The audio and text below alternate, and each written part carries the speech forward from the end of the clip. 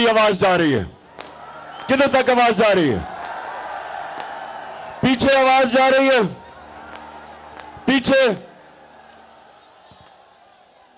स्वाबी, इस्लामाबाद के आप करीब हो, और मैंने जब आपको कॉल देनी है,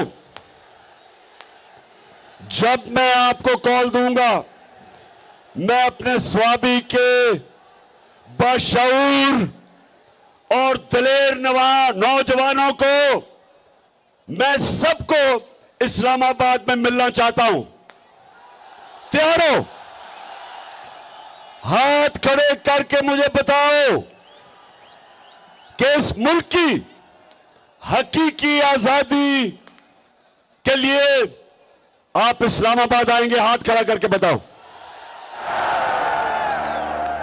और जो भी नहीं आ सकता इस्लामाबाद, वो स्वाबी में निकलेगा और बताएगा कि गुलामी नामंजूर, इंपोर्टेड हुकूमत नामंजूर। स्वाबी के नौजवानों, मैं सिर्फ आपको अपने मां बाप के दौर का बताना चाहता हूं। मैं आजाद पाकिस्तान में पैदा हुआ था, मेरे मां बाप गुलाम हिंदुस्तान में पैदा हुए थे, और जब हिंदुस्तान की हम गुलामी कर रहे थे तो 2 दफा जब बरतानिया ने 2 जंगों के अंदर शिरकत की, पहली जंग अजीम और दूसरी जंग अजीम, तो स्वाबी के नौजवानों ये याद रखो, लाखों लोगों ने यहां से लड़े और अंग्रेज के लिए कुर्बानियां दी। लाखों लोग हिंदुस्तान से जाके अंग्रेज की जंगों में लड़े, लेकिन कभी उनको किसी ने नहीं पूछा, ना कभी इनका शुक्रिया अदा किया गया। अरबों रुपया जो यहां से इकट्ठा करके अंग्रेजों की जंग में लगा, किसी ने नहीं परवाह की, किसी ने शुक्रिया अदा नहीं किया, क्योंकि हिंदुस्तान गुलाम था। गुलामों की कोई इज्जत नहीं होती। और मुझे अफसोस से कहना पड़ता है कि जब अमेरिका की जंग हुई 9/11 के बाद और पाकिस्तान ने अमेरिका की जंग में शिरकत की, तो सबको आपको पता है कितने पख्तूनख्वा से लोगों ने कुर्बानियां दी अंग्रेज की जंग में, अमेरिकनों की जंग में। 80,000 पाकिस्तानियों ने कुर्बानियां दी, और यहां कबायली इलाके के लोग जो सारे पख्तूनख्वा के साथ अब पख्तूनख्वा का हिस्सा बन चुके हैं, कबायली इलाके के लोगों ने सबसे ज्यादा कुर्बानी दी। 35 लाख लोगों ने नकल मुकानी की। लेकिन क्या किसी ने पाकिस्तान का शुक्रिया अदा किया?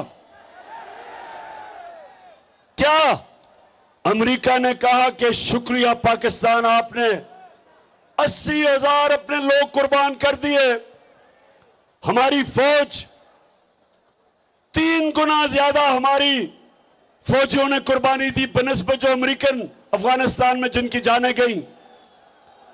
किसी ने शुक्रिया अदा नहीं किया, बल्कि कई वहां से आवाजें उठी अमेरिका से कि पाकिस्तान की वजह से वो जंग नहीं जीत सके अफगानिस्तान में। तो पाकिस्तानियों, मेरे गयूर बाशऊर स्वाबी के नौजवानों, मेरे पाकिस्तानियों, ये याद रख लो कि गुलामों की कोई इज्जत नहीं होती।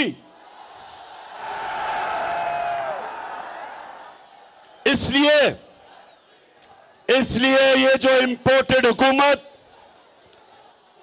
अमरीकी साजिश के तहत बाहर की साजिश और अंदर की साजिश ने मिलके जो ये हुकूमत हमारे पे मुलव्वस की है, मेरी कौम, आप तैयार हो जाओ।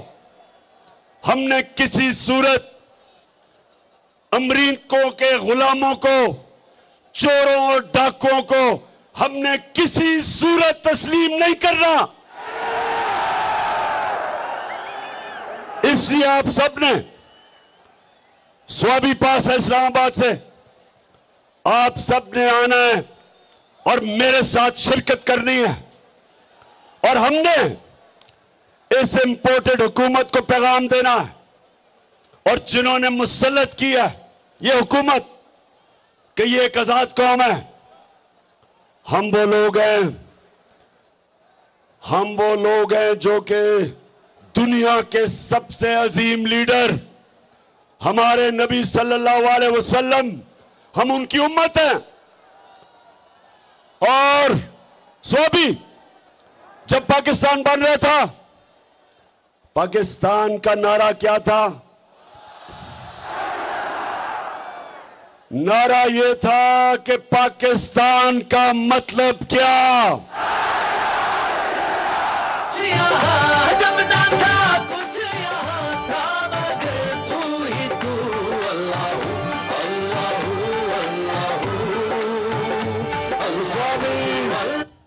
स्वाबी, ये दोनों जरदारी और शरीफ 10 साल जब इन्होंने हुकूमत की 2008 और 18 के दरमियान,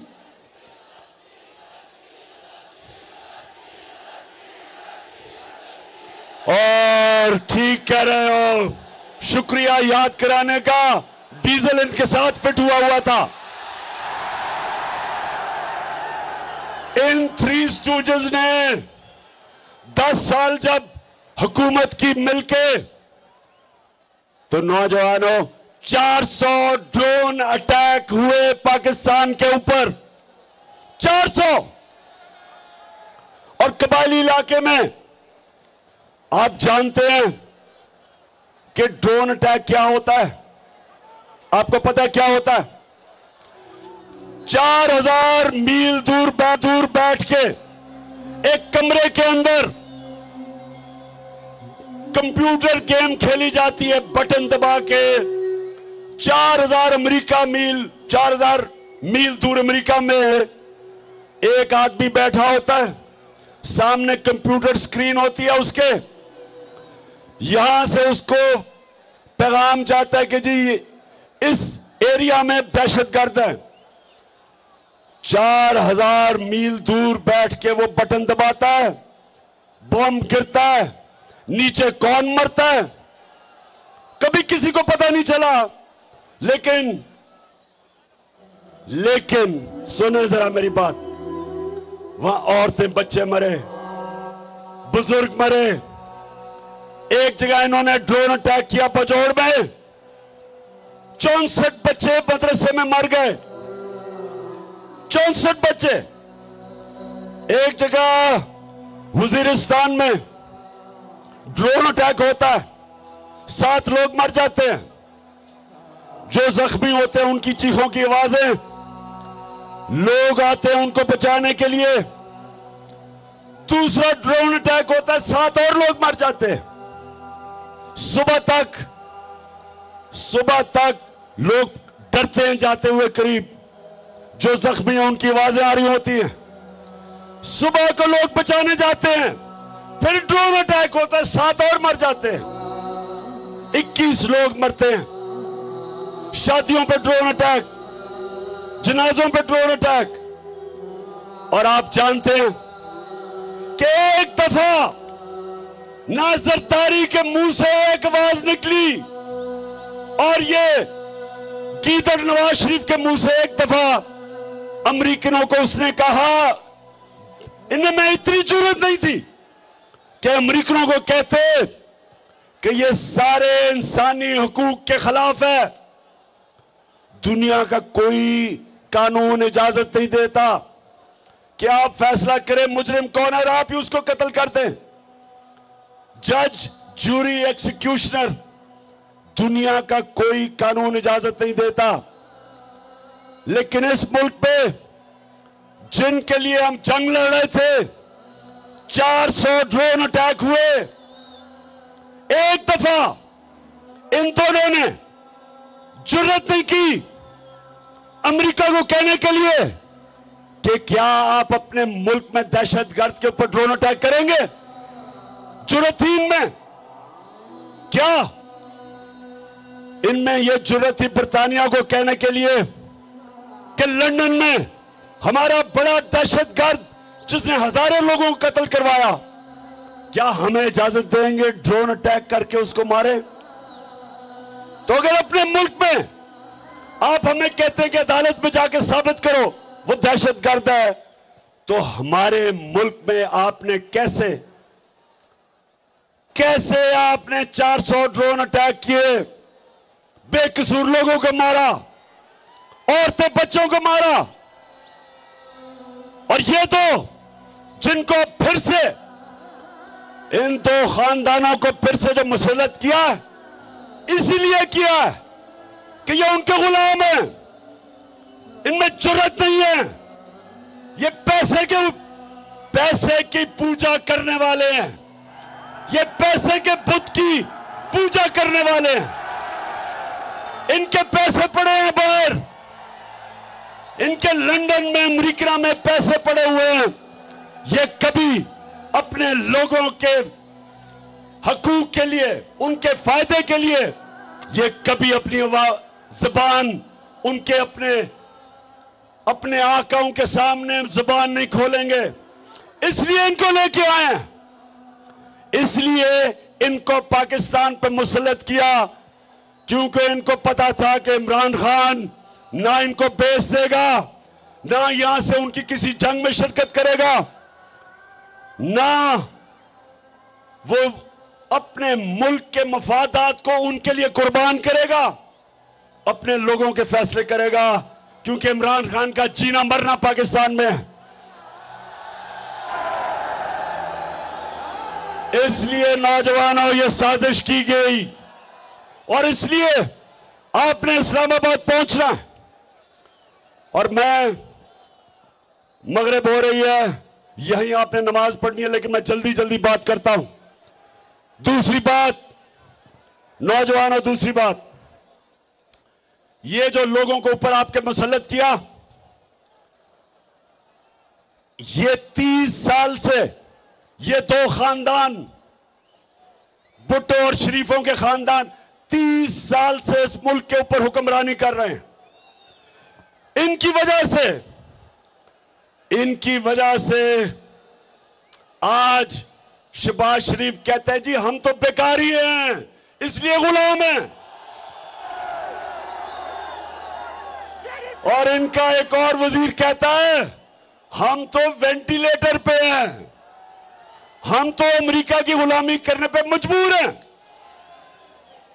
मेरे पाकिस्तानियों, ये आपके सामने ये वो लोग हैं जो दो बुतों की पूजा करते हैं। एक है बुत पैसे का और दूसरा बुत खौफ का। और यही मेरे नबी सल्लल्लाहु अलैहि वसल्लम ने मदीना में आके इन्हीं बुतों को तोड़ा था, खौफ के बुत को तोड़ा था, आजाद किया था। ला इलाहा इल्लल्लाह का मतलब हमें सिखाया था कि हम सिवाय अल्लाह के किसी के सामने नहीं झुकते।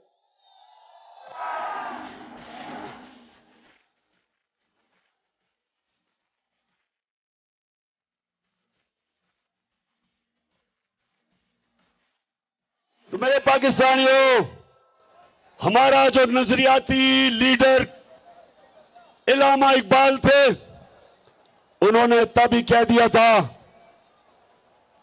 कि हमने इकबाल का शाहीन बनना है, हमने वो लोग बनने हैं जिन्होंने दुनिया की इमामत करनी है। अल्लाह ने इंसान के हाथ में यह चीज छोड़ दी है कि वो या परवाज कर सकता है और वो या जमीन के ऊपर रेंग सकता है।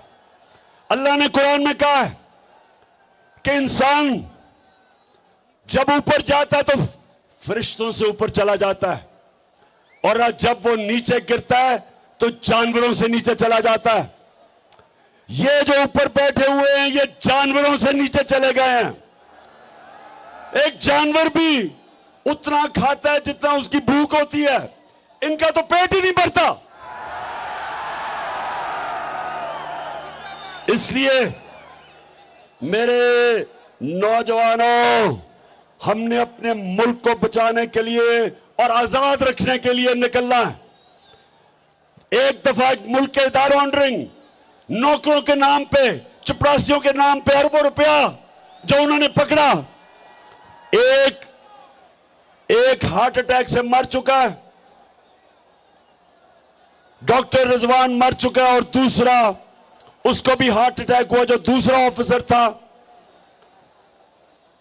आज वो अपनी जिंदगी की जंग लड़ रहा है और मैं इंशाल्लाह इस पे बताऊंगा कि वो कौन सी जहर इस्तेमाल की जाती है जो खाने में डालते हैं जिसकी वजह से हार्ट अटैक होता है। तो एफआईए तो तबाह हो गई, उसके ऊपर एक कातिल बैठा दिया,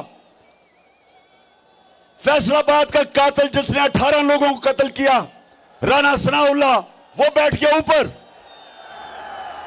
अब यही एफआईए से वो होगा जो एमक्यूएम ने कराची की पुलिस से किया था। 1996 में नसीरुल्लाह बाबर ने एमक्यूएम के खिलाफ ऑपरेशन किया।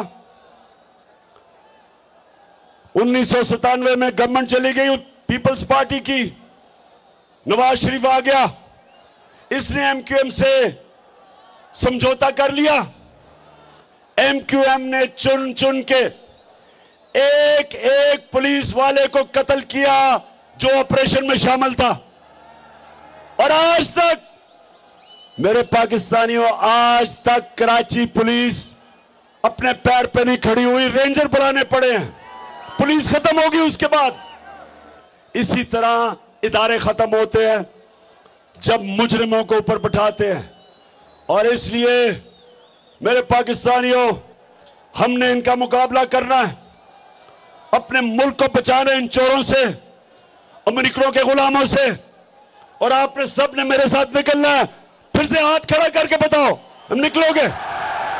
मैं तो देखूंगा, मैं तो देखूंगा, तुम भी देखोगे, तुम भी देखोगे। मैं तो देखूंगा, मैं तो देखूंगा। मेरे पाकिस्तानियों, एक चीज याद रख लेना, कौम के ऊपर अटैक हो जाए, बमबारी हो जाए, जापान के ऊपर एटम बम गिर गया, कौम फिर भी खड़ी हो जाती है, अपने पैर पे फिर भी खड़ी हो जाती है। अफगानिस्तान में कितनी 40 साल से इंतशार है, फिर भी वो कौम तकड़ी है। लेकिन एक चीज याद रखें, जब एक कौम की आप इखलाकियात खत्म करते हैं, कौम मर जाती है। जब एक कौम अच्छे और बुरे की तमीज खत्म करती है, कौम मर जाती है। कौम पहले इखलाकी तौर पे मरती है, फिर माशी तौर पे मरती है। तो जो ये लोग 60% कैबिनेट जमानत के ऊपर है, पाकिस्तान का ये जो क्राइम मिनिस्टर है, प्राइम मिनिस्टर नहीं, क्राइम में अलग केसेस है, जो इसका भाई लंदन में बैठ के पाकिस्तान के फैसले कर रहा है, वो सजा याफ्ता है, मफरूर है, डाकू है, चोर है, झूठा है।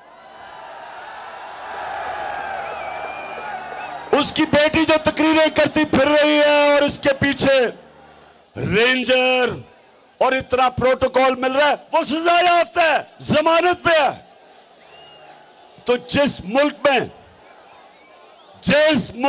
इस तरह के लोगों को बड़े बड़े ओहदों पे बिठा दिया जाए, उस मुल्क की अखलाकियात तबाह हो जाती है। कौन मेहनत करेगा? क्यों नौजवान 14 साल पढ़ाई करे, मेहनत सुबह से लेकर शाम तक मेहनत करे, जब चोरी में और करप्शन में पैसा बन जाता है, इससे कौमें तबाह होती हैं। चाइना जब उठा और आज दुनिया में सबसे तेजी से तरक्की कर रहा है, 450 वजीरों को उसने करप्शन में पकड़ा। पिछले 7 सालों में 450 वजीरों को करप्शन में पकड़ा। कोई कौम तरक्की नहीं कर सकती जब तक उसकी अखलाकियात ऊपर ना हो। इसलिए हमारे नबी सल्लल्लाहु अलैहि वसल्लम ने मदीना में अमर बिल मारूफ, उन्होंने अपनी कौम को कहा कि तुम हक और सच के साथ खड़े हो, तुम अच्छाई के साथ खड़े हो और बुराई और बातिल के खिलाफ जंग लड़ो। ये हुक्म है अल्लाह का, ये कुरान में है, अमर बिल मारूफ। इसके ऊपर एक माशरा खड़ा होता है। तो जब माशरे के बड़े बड़े होते उसके बड़े बड़े मुल्क के मुजरिम ले ले, वो माशरे का कोई मुस्तकबिल नहीं है। इसलिए स्वाबी, आपने इस्लामाबाद पहुंचना है, आपने इस्लामाबाद पहुंचना है। ना आपने गर्मी देखनी है, ना आपने देखना है कि जनाब बारिश नहीं हुई, कोई फिक्र ना करें। हम दुनिया के सबसे अजीम लीडर मोहम्मद सल्लल्लाहु अलैहि वसल्लम के उम्मती हैं। हमें कोई खौफ नहीं है। अल्लाह कुरान में कहता है जो लोग मान लिया अल्लाह उनके खौफ दूर कर देता है। हमारे में कोई खौफ नहीं है। और हम इंशाअल्लाह इन चोरों को, इन गुलामों को, इनको इंशाअल्लाह कभी तस्लीम भी नहीं करेंगे। हम सिर्फ एक चीज चाहते हैं, इलेक्शन की डेट दो, इलेक्शन करवाओ, इलेक्शन करवाओ। हम चाहते हैं कि पाकिस्तान के लोग फैसला करें कि इस मुल्क की क़यादत कौन करेगा। हम कोई इंपोर्टेड हुकूमत को नहीं मानते। तो आखिर में मेरे स्वाबी के और दलेर नौजवानों,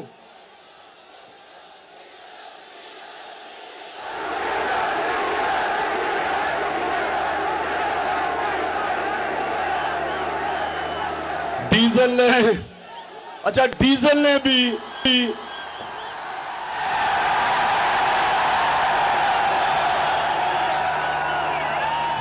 वो मिनिस्ट्री नहीं ली।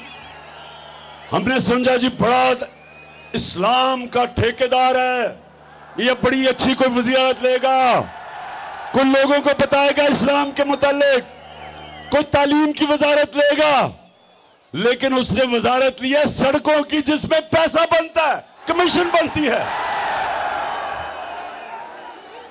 डीजल का भी, वैसे मैं डीजल का भी देख रहा हूं कि ये जो सारे इकट्ठे हो गए, सारे इकट्ठे हो गए इमरान खान को हराने के लिए, इंशाअल्लाह इन सारों का इकट्ठा जनाजा निकलेगा। स्वाबी, मैं फिर से आपके जुनून और आपके शऊर का आपका शुक्रिया भी अदा करता हूं, आपको खराज तहसीन पेश करता हूं। मैं यहां अपनी टीम असद कैसर, आपको और शराम तरक्की और आप और आपकी फैमिली और मेरे बाकी सारे पुराने, जब मैं शुरू में स्वाबी आता था तो छोटे छोटे बच्चे थे, आज सफेद बाल हो गए उनके। मैं आप सबको आज खराज तहसीन पेश करता हूं कि आपने मेरे साथ इतनी ऊंच नीच में इतना मेरे साथ वक्त गुजारा। आप बुरे वक्त पर भी मेरे साथ खड़े हुए।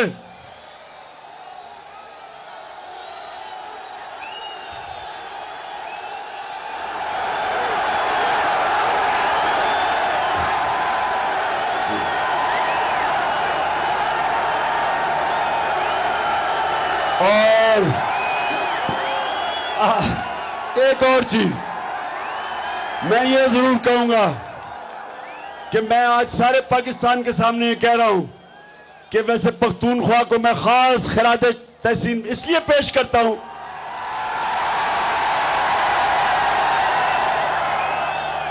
सारे पाकिस्तान में ये कह रहा हूं कि सारे पख्तूनख्वा में सिर्फ एक लोटा हुआ, एक।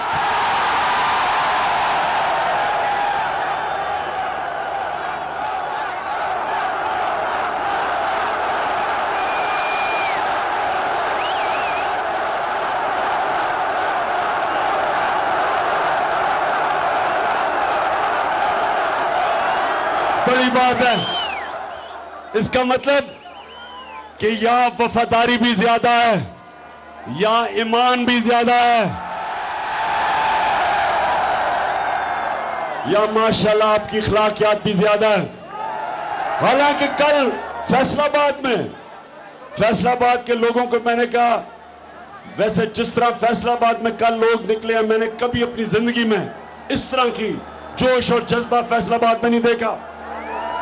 लेकिन मैंने एक गिला किया फैसलाबाद से, मैंने एक गिला किया। मैंने कहा फैसलाबाद, सबसे ज्यादा लोटे फैसलाबाद से निकले थे, और उन्होंने मेरे से वादा किया कि एक भी लोटा अगला इलेक्शन फैसलाबाद से नहीं जीतेगा इंशाल्लाह।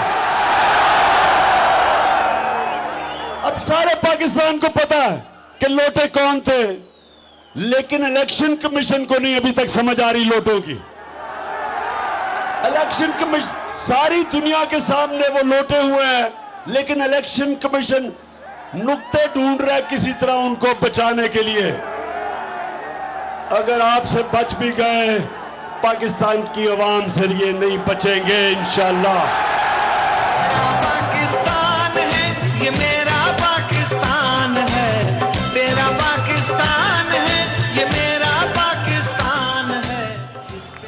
और आपको ये आखिर में महमूद खान, आपने उसने जो आपके लिए आज फैसला किया है कि यहाँ नाइट क्रिकेट के लिए रोशनी लगेगी इस स्टेडियम में, उसकी भी मुबारक देता हूँ आपको।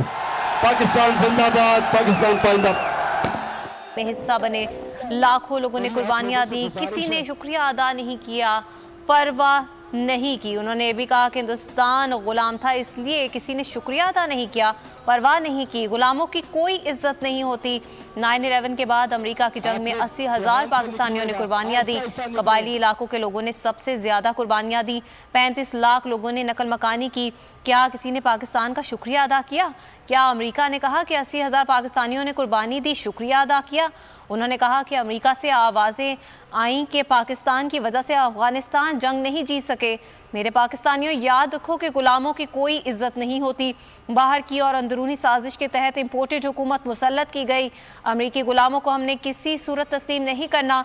सब ने इस्लामाबाद आना है और इस इम्पोर्टेड हुकूमत को पैगाम देना है। जिन्होंने इम्पोर्टेड हुकूमत मुसल्लत की है, उन्हें भी पैगाम देना है। चेयरमैन पाकिस्तान तहरीक इंसाफ का कहना था कि हम दुनिया के अजीम लीडर नबी करीम सल्लल्लाहु अलैहि वसल्लम की उम्मत हैं। हमारा नारा था पाकिस्तान का मतलब क्या, ला इलाहा इल्लल्लाह। जब कॉल दूंगा तो सवाबी के आवाम को इस्लामाबाद में देखना चाहता हूँ।